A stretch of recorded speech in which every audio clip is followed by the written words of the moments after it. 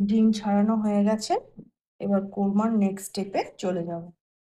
এর কোরমা বানাবো, সেই জন্য প্রথম পেস্ট তৈরি করছি। দুটো পেস্ট তৈরি করব। প্রথম পেস্টটা তৈরি হচ্ছে কাঁচা লঙ্কা, আদা, 1 কোয়া রসুন আর পেঁয়াজের। পোস্ত রেডি করে নিয়েছে, জল দিয়ে জাস্ট বেটে নেবে। এখানে কাজু, চারমগজ আর পোস্ত নিয়ে নিয়েছি, একসঙ্গে সেকেন্ড পেস্টটা বেটে নেব। কয়েকটা আবার নারকেলও দিয়ে নিয়েছি, যে পেস্টটা বানিয়ে নেব। কোরমার প্রিপারেশন চলছে। সাদা তেল গরম করে তার মধ্যে পেঁয়াজ দিলাম, এটা বেরেস্তা করে নেব। পেঁয়াজ আমরা ভেজে নিয়েছি, এরপরে একে একে স্টেপ বাই স্টেপ তোমাদের সঙ্গে শেয়ার করব।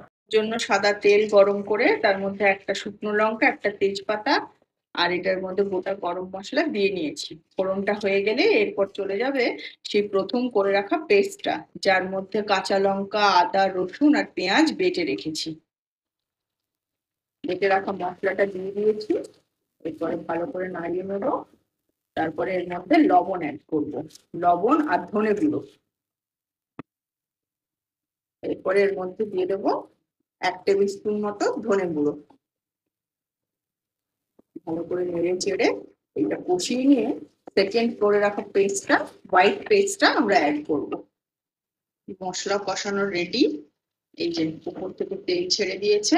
এরপরে আমরা সেকেন্ড পেস্টটা দেবো, যার মধ্যে কাজু, চারমগজ, পোস্ত আর নারকেল ছিল, সেই পেস্টটা দিয়ে দেবো।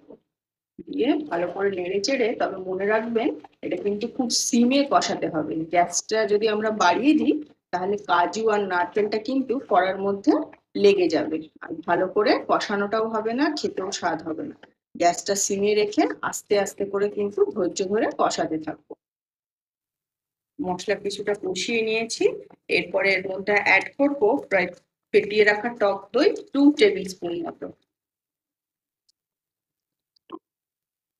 দিয়ে আবার নেড়ে চেড়ে মশলাটাকে কষিয়ে নেব। এই সময় কিন্তু গ্যাসটা একদম সিমে রাখবেন, না হলে কিন্তু এই যে এইরকম ক্রিমি ক্রিমি টেক্সচারটা কিন্তু আসবে না। দই, কাজু বাদাম সব কেটে যাবে, ফেটে যাবে, আর একদম ছানা কাটা হবে, সেটা কিন্তু একদমই ভালো হবে না। এইরকম গ্লিসারি গ্লিসারি, এই দেখুন টেক্সচারটা, একটুও কিন্তু দইটা ফাটেনি। এইরকম গ্লিসারি সিল্কি গ্রেভি তৈরি করার জন্য কিন্তু একটু ধৈর্য ধরে গ্যাসটা সিমে দিয়ে আমাদেরকে নাড়াচাড়া করে কোরমা সস বানিয়ে নিতে হবে। গ্রেভি আমাদের একদম রেডি হয়ে গেছে। এরপরে ডিমগুলো এর মধ্যে দিয়ে দেব। এই যে ডিম দেওয়া হয়ে গেছে, ভাজা পেঁয়াজটাও দিয়ে দিয়েছি। এরপরে এর উপর থেকে 1 কাপ মতো দুধ দিয়ে দেবো। কাপ মতো দুধ দিয়ে দেবো। আমরা এখানে চামচে ব্যবহার করছি, 2 চামচ। আর তোমরা দিলে বড় কাপে 1 কাপ দুধ দেবে। ব্যাস, উপর থেকে চলে যাবে 1 চামচ মতো ঘি।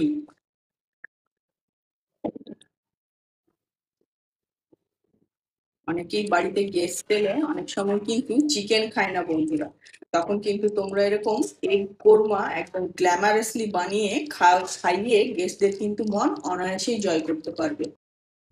এরপরে উপর থেকে দিয়ে দেবো একটু শাহি গরম মশলা। ব্যাস, আমাদের এগ কোরমা ইজ ডান। আচ্ছা, 1 চিপি কেওড়া ওয়াটার দিয়ে দাও না।